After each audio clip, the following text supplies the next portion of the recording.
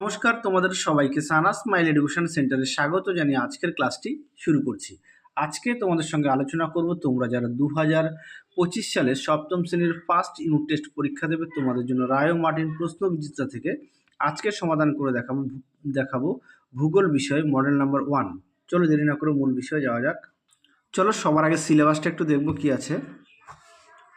প্রথমে দেখো, first unit টেস্টে তোমাদের এই 4টি অধ্যায় পরীক্ষায় আসবে। পৃথিবীর পরিক্রমণ, 2 হচ্ছে ভূপৃষ্ঠের কোনো স্থানের অবস্থান নির্ণয়, 3 হচ্ছে বায়ুর চাপ, 4 হচ্ছে এশিয়া মহাদেশ। এই 4টি অধ্যায় থেকে তোমাদের ফার্স্ট ইউনিট টেস্ট পরীক্ষায় আসবে।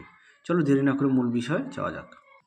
দেখো, প্রথমে 1 নম্বর স্কুল সমাধান করব। দেখো এক দাগে কী আছে, সঠিক উত্তরটি নির্বাচন করে লেখো।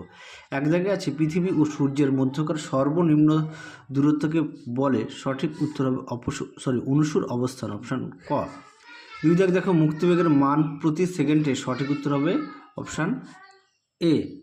পরবর্তী প্রশ্ন দেখো, ভারতের প্রমাণ সময় নির্ণয়ের জন্য নির্ধারিত দ্রাঘিমাটি হলো 82 ডিগ্রি 30 মিনিট পূর্ব, অপশান বি।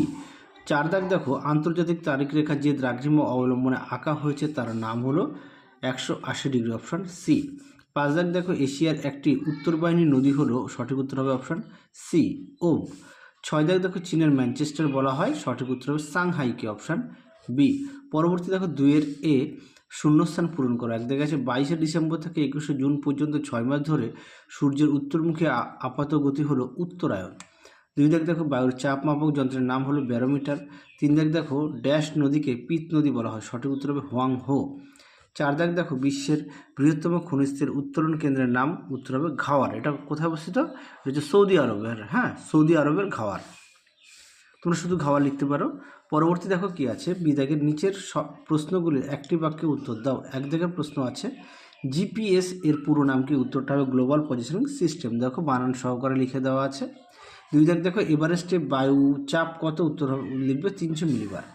পরটা দেখো 3 দাগের নিচের প্রশ্নগুলির সংক্ষিপ্ত উত্তর দাও যে কোনো দুটি। এক দাগে আছে মুক্তিবেগ বলতে কি বোঝো? উত্তরটা দেখো, দেখে নাও মুক্তিবেগ কাকে বলে। উত্তরটি তোমরা এখান থেকে এই পর্যন্ত লিখবে। সুন্দর করে দেখো দেওয়া আছে, আমি আর মুখে বললাম না, তোমরা উত্তরটা একটু দেখে নাও।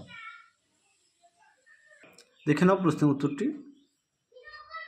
পরবর্তী প্রশ্ন দেখো, 2 দাগের মধ্যরাতের সূর্যের দেশ কাকে বলা হয়? উত্তরটা দেখো, তোমরা উত্তরটি এখান থেকে এই পর্যন্ত লিখবে। দেখে নাও মধ্যরাতের সূর্যের দেশ বলে, দেখে নাও। তোমরা অবশ্যই পাঠ্য বই খুঁটিয়ে পড়বে, সমস্ত বিষয়ে পাঠ্য বই অবশ্যই গুরুত্ব দেবে। পরবর্তী প্রশ্ন দেখো, 3 দাগের অক্ষরেখার 4টি বৈশিষ্ট্য লেখো। দেখো উত্তর, দেখে নাও প্রশ্নটা অক্ষরেখার বৈশিষ্ট্য। এখানে অনেকগুলো পয়েন্ট দিয়ে দেওয়া আছে, তোমরাও পয়েন্ট দিয়ে লিখবে 4টি। দেখে নাও। চলো পরবর্তী প্রশ্ন দেখো কি আছে। 4 দাগের মহাকাশে মহাকাশচারীরা এক ধরনের বিশেষ পোশাক পরিধান করেন কেন? দেখো উত্তর, দেখে নাও প্রশ্নটি। তার উত্তরটা তোমরা এখান থেকে এই পর্যন্ত লিখবে। আমি আর মুখে বললাম না, তোমরা একটু দেখে নাও। দেখে নাও, আমি মুখে বললাম না। চলো পরবর্তী প্রশ্ন দেখো। 4 দাগের নিচের প্রশ্নগুলির সংক্ষিপ্ত ব্যাখ্যামূলক উত্তর দাও যে কোনো দুটি। এক দাগে আছে অপসূর অবস্থান বলতে কি বোঝো? বিষুব কথার অর্থ কি? দেখো বিষুব কথার অর্থ সমান, পাশে লিখে দিয়েছে। আর অপসূর অবস্থান বলতে কি বোঝো? উত্তরটা দেখায়, দেখে নাও। অপসূর অবস্থান এখান থেকে এই পর্যন্ত উত্তরটা লিখবে। আমি মুখে বললাম না, তোমরা একটু দেখে নাও। চলো পরবর্তী প্রশ্ন দেখো কি আছে।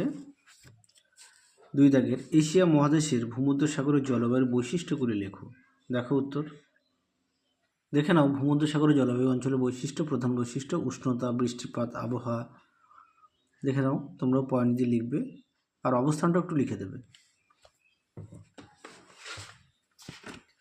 চলো পরবর্তী প্রশ্ন দেখো। 3 দাগের এশিয়া মহাদেশের দক্ষিণ বাহিনীর নদীগুলির বৈশিষ্ট্য আলোচনা করো। দেখো উত্তর, দেখে নাও। এশিয়া দক্ষিণ বাহিনীর নদীগুলি 1 নম্বর 2 নম্বর করে দেওয়া আছে। গঙ্গা, গঙ্গা দৈর্ঘ্য লিখবে, উৎস লিখবে, মোহনা লিখবে আর উপনদীগুলো লিখবে। দেখে নাও। তারপরে বৈশিষ্ট্য দেওয়া আছে, 5টি বৈশিষ্ট্য দেওয়া আছে, তোমরা অবশ্যই পড়ে নিয়ে লিখবে। দেখে নাও। তোমরা অবশ্যই পাঠ্য বই খুঁটিয়ে পড়বে। চলো পরবর্তী প্রশ্ন দেখো কি আছে। পরবর্তী প্রশ্ন আছে 5 দাগের নিচের প্রশ্নগুলি উত্তর দাও, যে কোনো দুটি। 1 দাগের প্রশ্ন আছে চিত্র সহকারে অপসুর ও অনুসুর অবস্থানের সম্পর্কে আলোচনা করো। দেখো উত্তর। তোমরা প্রতিটা বিষয় পাঠ্য বই অবশ্যই খুঁটিয়ে পড়বে, পাঠ্য বইয়ের দিকে অবশ্যই গুরুত্ব দেবে। আর খুব শীঘ্রই আমরা বাকি যে বিষয়গুলো আছে তোমরা 2-1 দিনের মধ্যেই বাকি বিষয়গুলো সমাধান পেয়ে যাবে। দেখতে থাকো আমাদের চ্যানেলটি।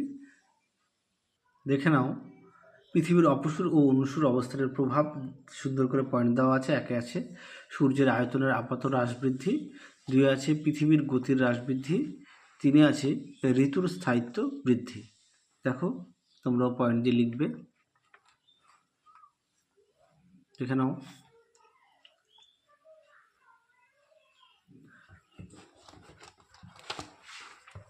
খুব শীঘ্রই তোমরা ফার্স্ট ইউনিট টেস্টের সমস্ত বিষয় সাজেশান পেয়ে যাবে। দেখতে থাকো আমাদের চ্যানেলটি। 2 দাগে দেখো অক্ষরেখা ও দ্রাঘিমা রেখার পার্থক্য উল্লেখ করো। দেখো উত্তর। দেখে নাও অক্ষরেখা ও দ্রাঘিমা রেখার পার্থক্য অবশ্যই বিষয়গুলো উল্লেখ করবে। দেখো বিষয় দেওয়া আছে, সংজ্ঞা দেওয়া আছে, সংখ্যা দেওয়া আছে, আকৃতি দেওয়া আছে, 4 সর্বোচ্চ ও সর্বনিম্ন মান, 5 আছে মধ্যবর্তী দূরত্ব, 6 পরিধি, 7 সূর্যোদয় ও সূর্যাস্তের সময়, 8 আছে প্রয়োজনীয়তা, 9 আছে উষ্ণতা তারতম্য, আর 10 আছে স্থানীয় সময়ের পার্থক্য। আশা করি তোমরা দেখে নিয়েছো।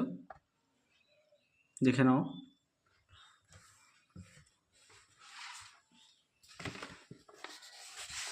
পরবর্তী প্রশ্ন দেখো 3 দাগের বায়ুর চাপ কয় প্রকার ও কী কী। তারপর আছে সমাচাপ রেখা 3টি বৈশিষ্ট্য লেখো। দেখো উত্তর। দেখে নাও বায়ুর চাপের প্রকারভেদ। দেখে নাও। পরবর্তী দেখো সমচাপ রেখার বৈশিষ্ট্য দেখে নাও। সমচাপ রেখা কাকে কাকে বলে এটাও একবার দেখিয়ে দিই। পরীক্ষায় অনেক সময় আসে যে সমচাপ রেখা কাকে বলে। দেখে নাও বৈশিষ্ট্য সুন্দর করে দেওয়া আছে। এখানে 7টি দেওয়া আছে, তোমরা পড়ে মোটামুটি 5টা থেকে 6টি অবশ্যই লিখবে, মিনিমাম 6টি তো লিখতেই হবে। আর ভূগোলে কিন্তু অবশ্যই ছবি দেওয়ার চেষ্টা করবে।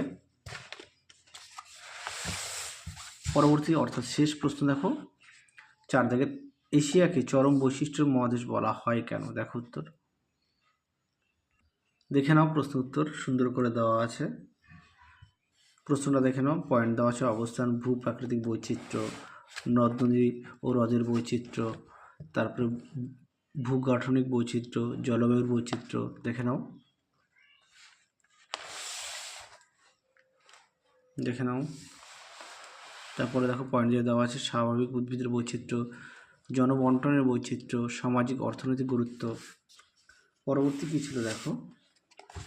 পরবর্তী দেখো কোন নদীকে স্বর্ণরেণু নদী বলে। উত্তরটা লিখবে ইয়াংসি। পরটা দেখো সাংহাইকে চীনের ম্যানচেস্টার বলে কেন। খুব গুরুত্বপূর্ণ প্রশ্ন, উত্তরটা দেখো। দেখে নাও চীনের ম্যানচেস্টার কাকে বলা হয়, সাংহাইকে কেন চীনের ম্যানচেস্টার বলা হয়। এখান থেকে এই পর্যন্ত তোমরা উত্তরটা লিখবে। দেখে নাও। তাহলে চলো এই ভিডিওতে তোমাদের 1 নম্বর মডেল সেটের যে সমস্ত ছোট ও বড় প্রশ্নগুলি ছিল সমস্ত প্রশ্নের উত্তর আমরা সমাধান করে দেখিয়ে দিয়েছি। তাহলে আজকের মতো এখানেই সমাপ্ত করলাম। আবার দেখা হবে খুব শীঘ্রই তোমাদের পরবর্তী ভিডিওতে। তোমরা সবাই সুস্থ থেকো, ভালো থেকো। আজকের মতো টাটা।